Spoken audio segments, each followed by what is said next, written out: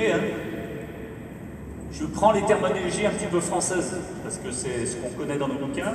Donc attitude d'attention, perception, réaction, on va dire, c'est la séquence saut d'allègement, reprise d'appui.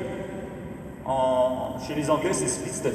Split step, c'est le moment, c'est le décollage et c'est un split step. Nous, on a saut d'allègement, c'est quand je vais commencer à monter, okay, et la reprise d'appui quand je vais atterrir au sol. On verra un petit peu l'évolution du jeu moderne, ce que ça a mis en place par rapport à l'ancien temps.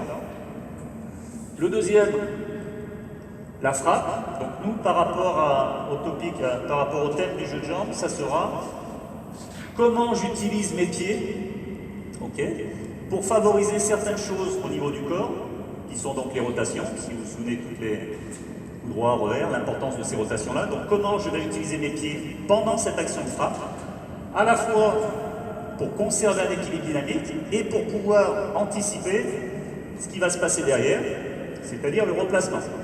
Okay. Cinquième étape, j'ai fini ma frappe, je dois me repositionner de façon optimale, dans l'espace, dans le temps. Donc comment je vais positionner mon corps et surtout mes appuis pour pouvoir peut-être bénéficier de quelque chose d'optimal. Les principes biomécaniques, donc quand on le fait à l'étranger, on utilise des principes biomécaniques comme pour les frappes pour analyser le mouvement.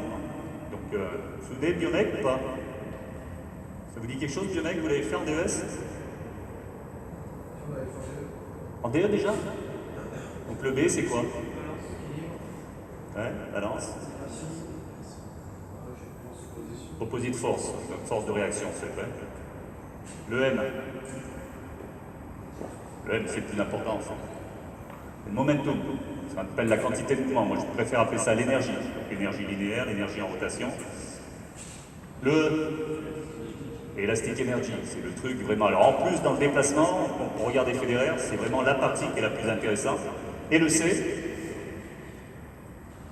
Coordination Chain, la chaîne de coordination, donc la coordination. Donc, tout ça, on l'utilise pour analyser des frappes, mais vous pouvez exactement l'utiliser pour savoir si un mouvement, si un déplacement, si un jeu de jambes est efficient ou pas.